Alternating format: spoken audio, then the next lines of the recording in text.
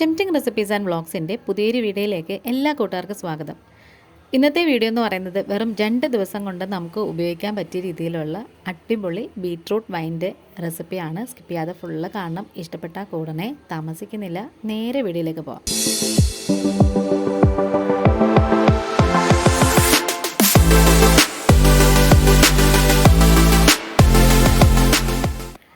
ഇപ്പോൾ ഞാനിവിടെ 2 ബീറ്റ്റൂട്ടാണ് എടുത്തേക്കുന്നത്.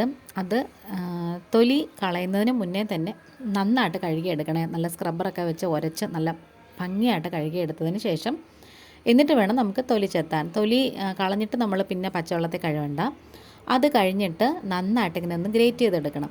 ഇനി വൈൻ ഉണ്ടാക്കുമ്പം ശ്രദ്ധിക്കേണ്ട പ്രധാന കാര്യം എന്ന് പറയുന്നത് നമ്മൾ എടുക്കുന്ന ഏത് പാത്രമായാലും അത് ഭയങ്കരമായിട്ട് ക്ലീൻ ആയിരിക്കണേ. അപ്പോൾ ഇതൊക്കെ ഞാൻ വെയിലത്ത് വെച്ച് ഉണക്കിയെടുത്തതാണ്.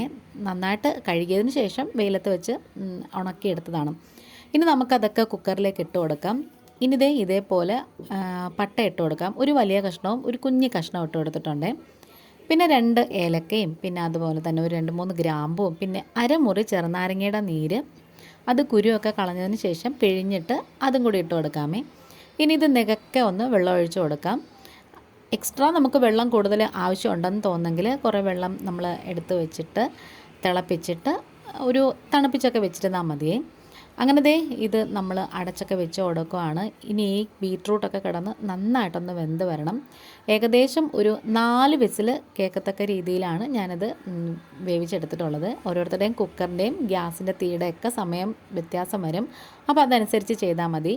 ഇനി ഈ ഒരു പാത്രത്തിലാണ് ഞാൻ ഇത് പിഴിഞ്ഞ് ഇട്ട് കൊടുക്കുന്നത്.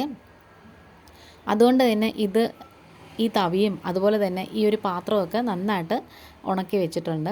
അപ്പോൾ ഇതിനിടയ്ക്ക് ഞാൻ ഒരു കഷ്ണം ഇഞ്ചിയും കൂടി ഇട്ട് കൊടുത്തിട്ടുണ്ടായിരുന്നു.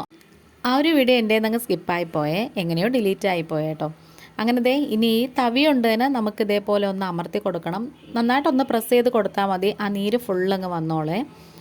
ചൂടൊന്നും ഇല്ലാത്ത സമയമാണെന്ന് നോക്കിക്കോണം കേട്ടോ. അപ്പോൾ ഞാനിത് ഫുള്ള് കുക്കറിൽ നിന്നും മാറ്റി ഇതേപോലെ ഒരു പാത്രത്തിൽ ആക്കി കൊടുത്തിട്ടുണ്ട്. നന്നായിട്ട് ഇങ്ങനെ അരിച്ചൊക്കെ എടുത്തിട്ടുണ്ട് കേട്ടോ.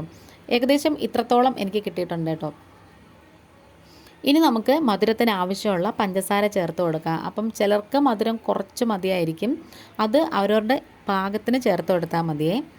നമുക്ക് എക്സ്ട്രാ കൂടുതൽ വേണം എന്നുണ്ടെങ്കിൽ നാളെ എടുക്കുമ്പോഴത്തേക്കും നമുക്ക് കറക്റ്റായിട്ട് കിട്ടിക്കോളേ. ഇപ്പം ഞാൻ മധുരം നോക്കിയപ്പം അത്യാവശ്യം മധുരമൊക്കെ ഉണ്ട് കേട്ടോ.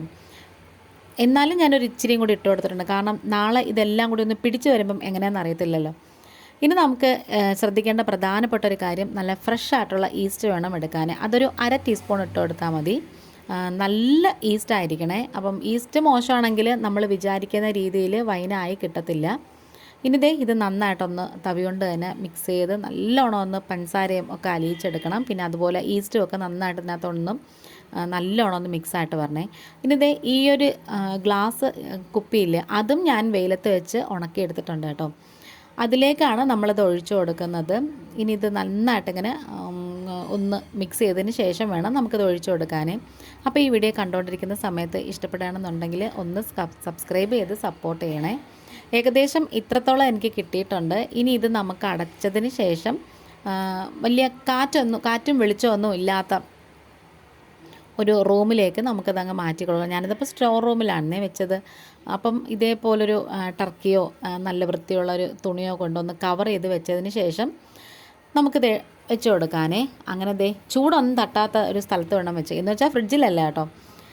അങ്ങനെ അടുത്ത ദിവസം ആയിട്ടുണ്ട്. ഇപ്പോൾ ഈസ്റ്റൊക്കെ ഒന്ന് ആയി വന്നതിന് ശേഷം നന്നായിട്ടിങ്ങനെ പതഞ്ഞിങ്ങനെ മുകളിൽ നിൽപ്പുണ്ട് കേട്ടോ. നമ്മളിത് തവി കൊണ്ട് ഇളക്കുമ്പോൾ തന്നെ നന്നായിട്ടിങ്ങനെ പത വരുന്നുണ്ട്.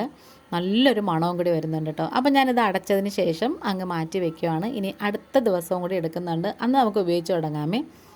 ശരിക്കും പറഞ്ഞാൽ ഇത് ബീട്രൂട്ട് ആണെന്നൊന്നും നമുക്ക് തോന്നത്തില്ല കേട്ടോ. കാരണം അത്രയ്ക്ക് ടേസ്റ്റായിരുന്നു കേട്ടോ. ഞാൻ ബീട്രൂട്ട് ഇവിടെ എല്ലാവരും കഴിക്കുമോ അറിയാത്തതുകൊണ്ടാണ് കുറച്ചുണ്ടാക്കി നോക്കിയത്.